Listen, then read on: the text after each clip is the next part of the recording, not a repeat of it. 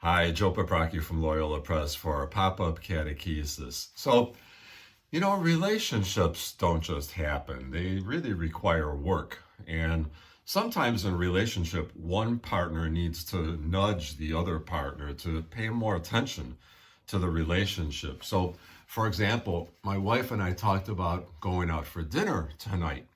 And I was just going to wear jeans and a polo shirt.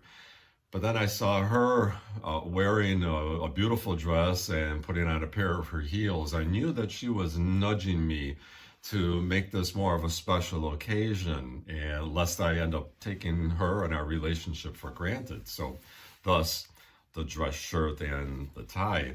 Well, in a similar way, God sometimes nudges us to get our attention so that we might enter more deeply into relationship with Him. And in such moments, we are experiencing actual grace, a grace that compels us to take action in our lives to put God first.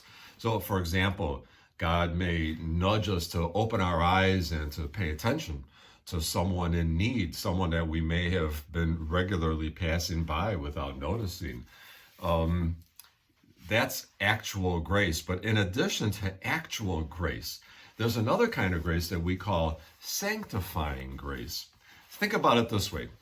When we commit to a deeper relationship with someone, we think to ourselves, how could I have ever lived without him or her? The relationship sustains us in a daily and ongoing way. And in a similar way, when we find ourselves rooted in a relationship with God, we recognize that this relationship sustains us, and we want nothing more than to keep this relationship healthy.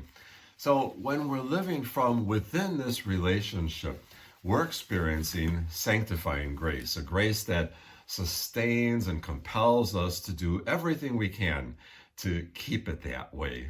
So you can help your children to understand God's amazing grace, God's life within us, a grace that sometimes nudges us and a grace that sustains us in an ongoing way.